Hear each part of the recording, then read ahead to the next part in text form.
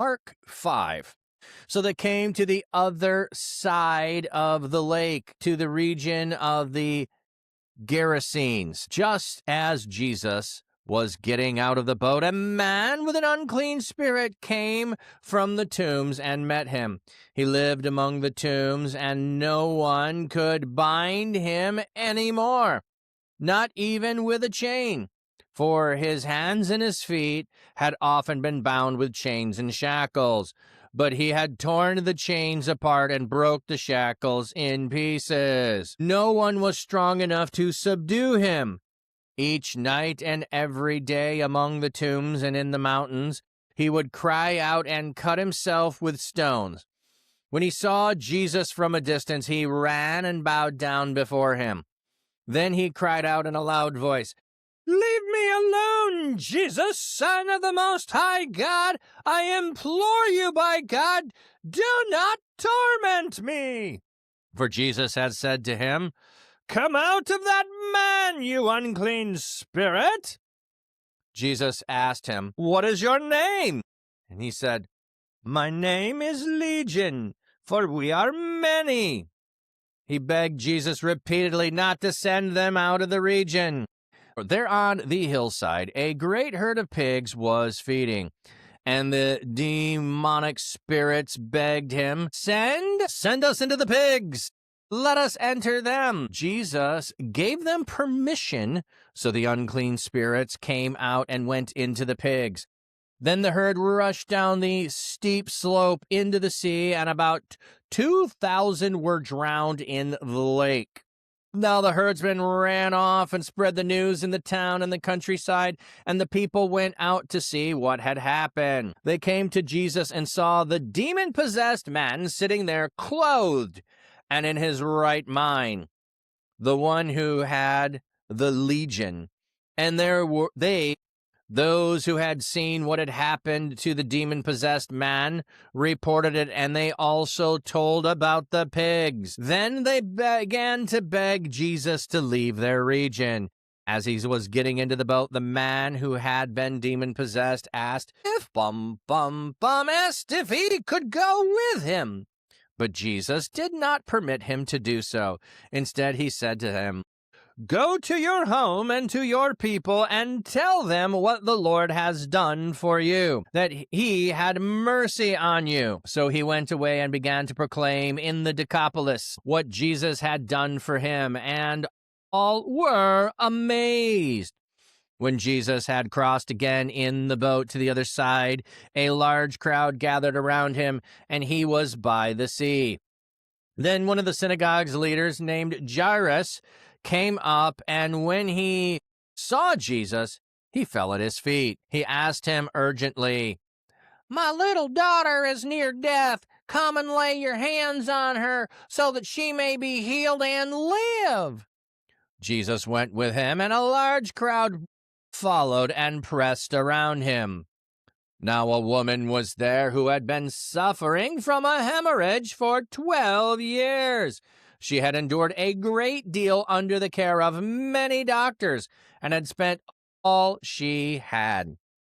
Yet, instead of getting better, she grew worse. When she heard about Jesus, she came up behind him in the crowd and touched his cloak, for she kept saying, "If only I touch his clothes, I will be healed." At once the bleeding stopped, and she felt in her body that she had been healed of her disease. Jesus knew at once that his power had gone out from him. He turned around in the crowd and said, "Who touched my clothes?" His disciples said to him, "You see the crowd pressing against you, and you say, 'Who touched me?'" But he looked around to see who had done it. Then the woman, with fear and trembling, knowing what had happened to her, came and fell down before him and told him the whole truth. He said to her, "Daughter, your faith has made you well. Go in peace and be healed of your disease." While he was still speaking, people came from the synagogue leader's house, saying, "Your daughter has died. Why trouble the teacher any longer?" But Jesus, paying no attention to what was said, told the synagogue leader, Do not be afraid, just believe. He did not let anyone follow him except Peter, James, and John, the brother of James. They came to the house of the synagogue leader.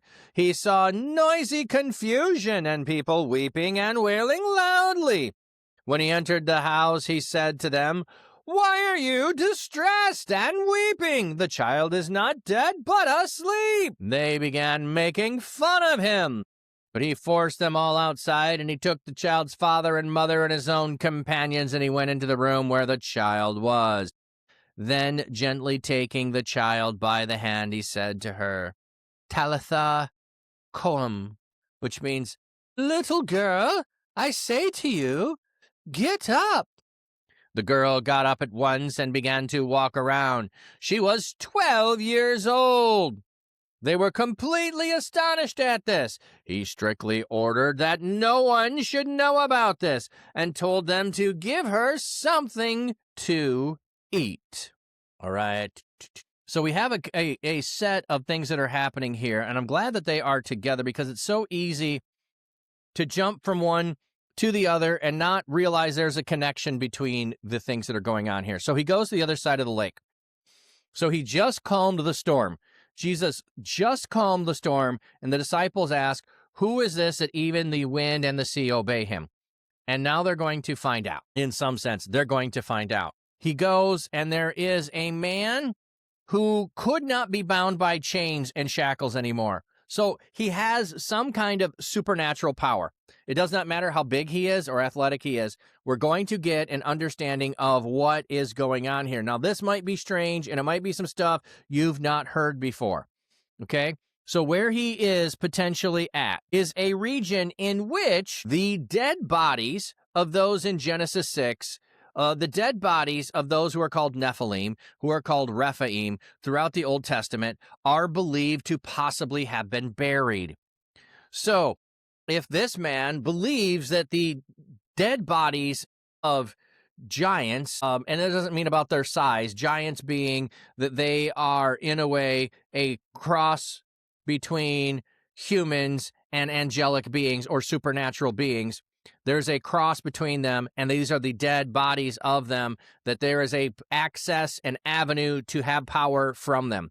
That's why he's here. Also, it gives us a clue that he is cutting himself and bleeding over these. So you are giving a sacrifice to them and trying to appease them. And so he spends day and night here. Who knows how many different graves he's done this over? He's going over possibly every single grave. Why do we think he's called Legion? He has 1,000 in him.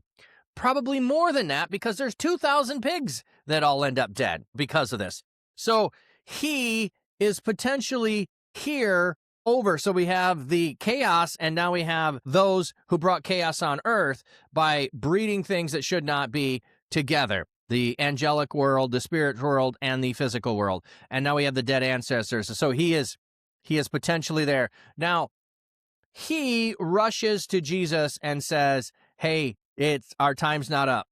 Don't send us away. Don't banish us. Don't do all of this stuff." Why? Because they like dwelling in this man. This man has made a home for them. He has and let them indwell in him. But they see a herd of pigs who are unclean. They are spirits who are unclean. I think that's the clue to that it being potentially is the spirits of the Nephilim. And I know you might not have heard this. You got to go to the book of Enoch, but it would have been in other places. But it is part of what Second Temple Judaism, first century Jews would have thought and understood. So they asked to go into the herd of pigs. So unclean spirits going into unclean animals. There's a connection there. And this is also a Gentile region where the people are going to be seen as unclean. The people aren't unclean. Their practices are unclean. They are connected and associated with things around them that are unclean. So they can be clean. They haven't been declared unclean. The animal is unclean. The spirit is unclean. So he has asked for Jesus to allow them to go into the pigs. The pigs can't handle it. Are the pigs consciously killing themselves, or just in a crazed stampede does this happen? I don't know what the answer is. They all end up drowning, and then the shepherds run away and tell everybody. So he is Legion, and there are 2,000 pigs. So legion isn't meant to be literal. He is called a legion because there's so many of them. Now, I don't know how many, like, this is one of those questions that maybe medieval people wrestled with, like, how many angels can dance on the head of a pin? Well, they're spiritual, so they don't have physical nature. So how many unclean spirits can dwell in a person? I don't know. I don't know. But the fact that 2,000 pigs drown, like the whole herd is infested with them and goes to their demise. The herdsmen run off, they spread the news in the town, and the people come out to see what happened. And then when they get there, they come to Jesus and they see the demon-possessed man clothed and sitting in his right mind. So we aren't told he's naked, we're told he's chained. But the disciples, did they clothe him? Did he have clothes that were sitting around somewhere that could be put on? We don't know where the clothes came from. Not worried about where the clothes are.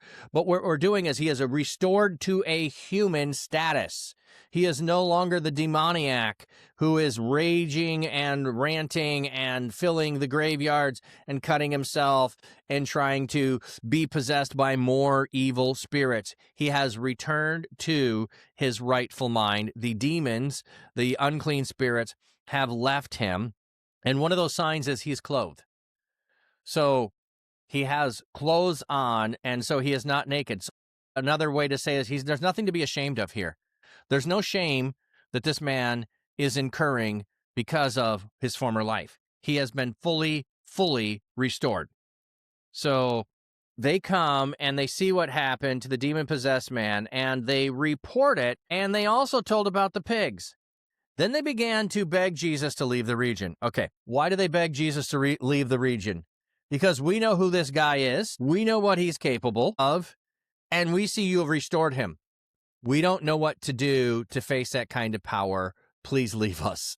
Like, you don't belong here. We're not worthy of you. We don't understand any of this. We can't handle it. It reminds me of when Moses comes down from the mountain and his face glows. They say, can you veil your face? Can you just go up on the mountain? We don't want to hear from God directly. Can you be the intercessor for us? There's that whole level of a confrontation or a coming into the reality with the face of God, with the full power of God, that it's overwhelming and we don't know what to do with it. So they ask him to leave. So they ask him to leave, and the demoniac is like, can I follow you? He's no, go to your home and to your people and tell them what the Lord has done for you, that he had mercy on you.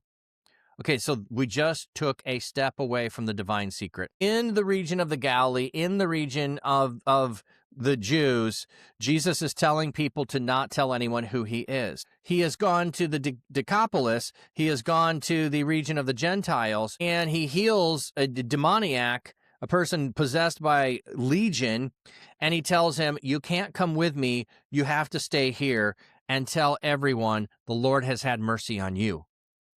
Like, why does he do that? He is a living example. His very presence is going to invite people to ask the question, what happened to you? And he gets to say, Jesus cast out the demons of me, and I am now in right relationship with God. Like, he gets to go and do that. So in this region, yes, go tell the Gentiles, and you get to be the witness here. You are the first. Now, notice what he doesn't say. Well, you've got to go study the Torah first, and you do have to follow along with me, and you do have to get some theological training, and no, you have been healed. Go tell everyone what happened to you. Go tell everyone what happened to you, that God had mercy on you. That is all you need to know. That's all you need to do is tell that. And he went away and began to proclaim in the Decapolis what Jesus had done for him. Now Jesus is going to cross to the other side, and it's going to continue. So don't leave this thought in mind when we get to the other side, that he just healed over the unclean realm, because the next two things are also unclean. All right, ukulele. He has more impact telling about what happened to people who know how bad it was before. Absolutely. Absolutely. People who will know who he is are going to know that something supernatural happened, that it was not of his own power. Sunshine, imagine how hard it would be to not tell. Oh, totally. I don't think I could do it. Well, all it is I was sitting there and Jesus came up, and we went over and tried to plead with Jesus, and the demons came out and the pigs got drowned and I got healed, and It's not hard. Like, that wasn't even a good telling of it, you know? You could do it. I think you could, Sunshine. Shaihu, what about the my people perish for lack of knowledge? Okay. I think I'd have to go look up the Hebrew word there, but here is an experience, okay, and that word for knowledge is better translated. If I'm thinking the right word, is better translated as experiential knowledge. Okay, so Shaihu, the same way that I could write a book about my wife and you could read the book about my wife, it doesn't mean you know my wife. You would only have knowledge. So you would have to have a relationship with her. So the word for knowledge there is relationship. It's relationship. So here, the demon-possessed man had an encounter with Jesus. He has experiential knowledge of the mercy of God. He simply needs to go and tell of the experience that he had, the encounter he had with God. That is the knowledge he has. So he is telling of that spiritual encounter, going and sharing the news of it. That's what he's called to do. So it's not I can tell you the 4 spiritual laws, and I'm just picking on that, or I can recite to you the Apostles' Creed, or I know the proper gate to enter into Jerusalem for every festival. It's not knowledge intellect. It is experience with relationship to God. Life in simulation. I think here that Jesus telling him, go share the testimony is a reflection of your best witness of Christ. Oh, yeah. Yeah, what I was trying to point out, life, is it's in contrast to what Jesus has been doing and does through the rest of the Gospel of Mark. He does not encourage people. In fact, he tells people not to tell of what he did. So this is a change, and so I'm trying to answer the question, why does it change here? Because Jesus is not staying here. This is not where he is going to spend his time. This man is a witness to what Jesus has done, and he is going to go be a witness in the Decapolis of what Jesus has done. Where in the other places, Jesus is constantly telling them to be quiet and to not spread the news because he wants people to have a real encounter with him and not come just to see what he might do and be coming to Jesus for the show and for a spectacle. Your people are destroyed for lack of knowledge. I reject you from being a priest to me, and since you have forgotten the law of God, I also will forget your children. Yeah, this is Old Testament. Yes, that's Old Testament. And that, again, that is with relationship, being in relationship there. We could go look up the word, but I'm pretty sure it's going to lead us to that. They aren't experiencing with me. They're going through the motions of things, which is what the Gentiles constantly do, is you do the ritual the right way, the God is obligated to do it. And God is always, no, it's your heart. It's our relationship. It's not about doing the right thing the right way. It's about being in right relationship. So that's what that knowledge is. You have no knowledge of me because we're not in relationship. You don't have any experience with me. You don't have any stories to tell of me being with you. So, okay. Let's keep going here. So I was pointing out that it was an unclean spirit. Now, my daughter is near death. So this is Jairus, a synagogue leader. So we've gone from the Gentiles to the synagogue leader. Notice 3 things that happen here. The demon-possessed man bows down to him. The synagogue leader comes and bows down to him. The woman will come and bow down. Now, I'm not saying they're all doing worship. I'm just simply saying posturally they're recognizing his authority. So we have those things taking place in this story. So we have that connection. We also have unclean. So the unclean spirit, definitely identified there. The woman who has a bleeding condition is unclean. So she has been bleeding for 12 years. Because she is bleeding, it makes her unclean. She cannot go into the temple. Okay, I don't know about synagogue rules, but she can't go into the temple. She's definitely is unclean. Unclean can't go into the temple. And the girl is going to end up dead. Touching a dead body would also make you unclean. So we have 3 different encounters with uncleanness in this chapter. That's what we have. We have the encounters with uncleanness. Now, the expectation would be an encounter with unclean will make you unclean. And instead, what we have, Jesus takes the unclean and makes it clean. So if we were to take metaphors of what you do in order to make oneself clean, you either have something that is ordinary and you sprinkle blood on it and it becomes clean. That's not what's happening here. But we can make that metaphor in other places with Jesus. water, you have water which can be used to wash and make something clean. And we can say, well, maybe that's what Jesus is. He is representing the living water which is flowing out from him. So he does possess that. So maybe that's part of it. But either way, anyway, Jesus is going to do what is not the way that people see things. People will see something that is unclean. You touch it, you become unclean. Here, Jesus is clean, and his cleanness passes on to those things that are unclean, to the evil spirit, to the bleeding, and to the one who was dead. Okay, so my daughter is near death. Come and lay your hands on her so she may be healed and live. So the synagogue leader is going to come to Jesus knowing who he is. So he clearly is not like the Pharisees and the others who are worried about power.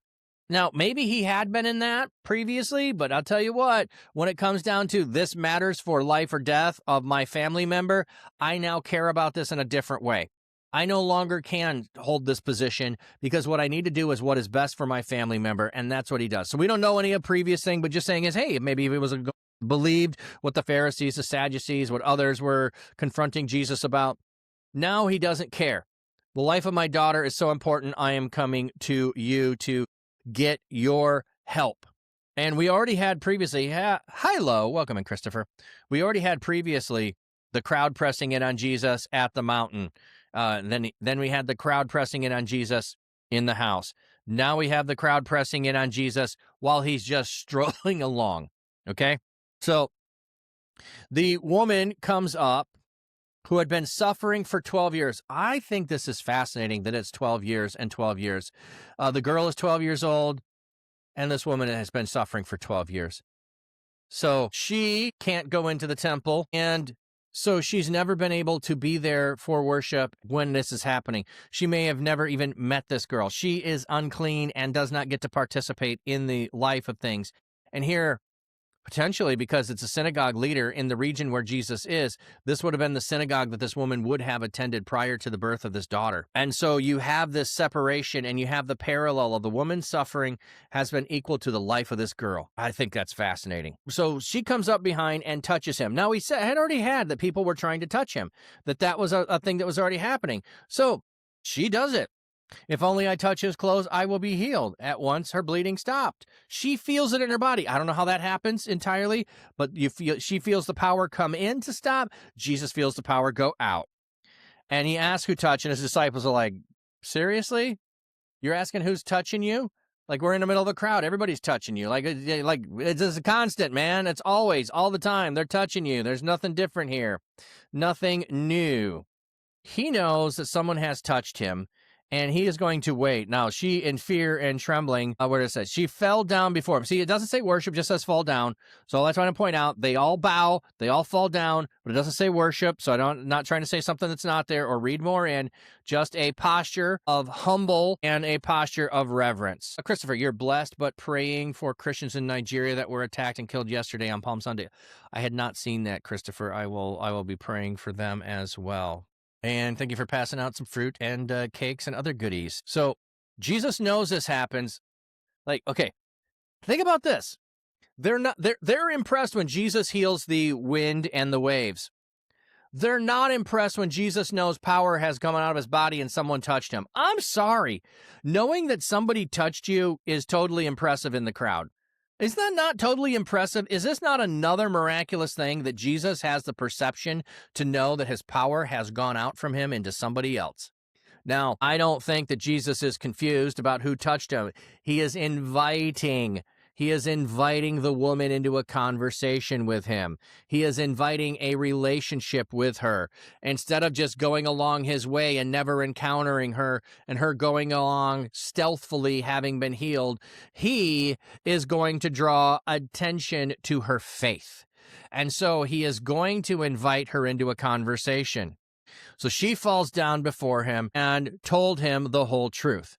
This is how we know the whole story of the 12 years and all of that and her thinking all of this. It comes out here, but we already know it all. And his response is, daughter, your faith has made you well. I love that he calls her daughter. Like, that is so beautiful. It is in relationship that he identifies her. Go in peace and be healed of your disease. Why does he say, be healed of your disease? She already apparently has been healed. This is a full healing. So the flowing stopped, but maybe the disease hasn't. Maybe there's something more going on, but he wants her to hear the words as well. So even if the order of the healing preceded the pronouncement of the pronouncement of the healing is also there. So I love this thought of it happening this way. I've also talked about this in regards to prayer, that a prayer can be answered before a prayer has been answered. So a prayer can be answered before a prayer has been spoken. Why? Because God can hear the prayer in all space and in all time and answer it. And the answer precedes you having knowledge of what happened so that you can be praying on behalf of it. So I had this happen a couple of years ago. I fell off a ladder. I was injured. And immediately when people heard that, my chat was blowing up with prayers for no pain and no broken bones. And, well, those prayers, I mean, for pain could have come, but the broken bone would have been, it was already that way or not that way. And I never had pain. So if those prayers were answered, they were answered prior to being prayed, because that wasn't like I had pain and the pain went away, which would be an answer to prayer. It was a prayer for no pain and I never had pain. It was a prayer for no broken bone, and I had no broken bone. Those prayers were all prayed after the reality of me not having those. So in the same way, Jesus can make the pronouncement following the healing that be healed of your disease and declare it now, though it's already happened. The healing preceded the declaration, and I just think that's really cool. Jordan Williams, hello, hello. Okay, so continuing. While he was still speaking, people come from the synagogue leader's house. So he has been interrupted from doing a healing of a sick girl. He has been interrupted. So here's one of those beautiful lessons that we can take away. Pay attention to this lesson. I'm not going to fully just say it, but Jesus is on his way to heal someone who will die. And he stops to engage a person who stealthily touched him, didn't directly come through the proper channels to be able to talk to Jesus.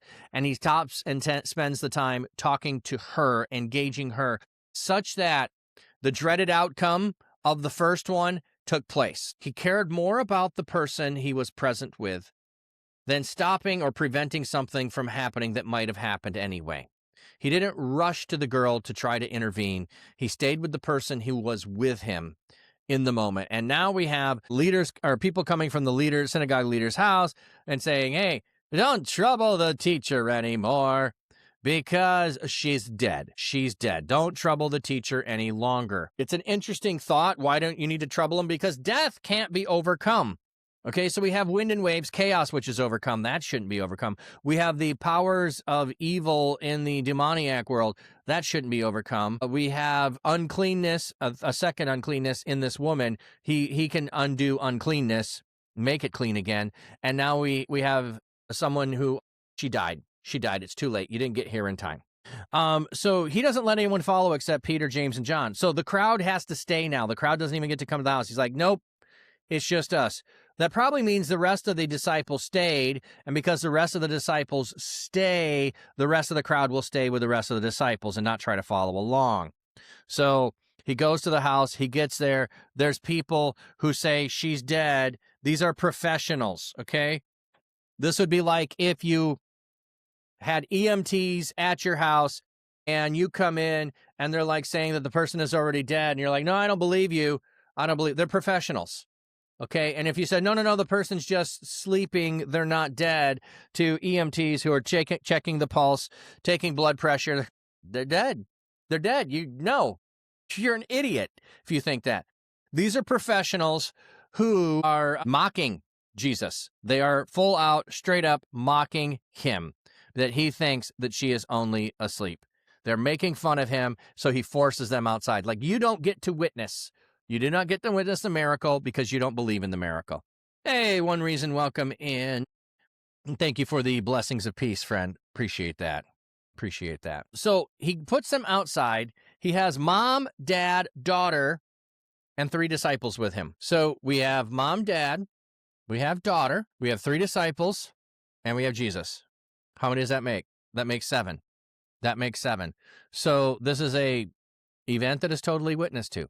It is completely. They have everything they need of. Jesus has every witness he needs. I know you only need 2 or 3. So you have 2 or 3 witnesses that are the disciples, and you have 2 or 3 witnesses that are the parents, and you have the person who's going to be raised. So it's a small group that gets witness to it, and that's it. So then gently taking the child by the hand.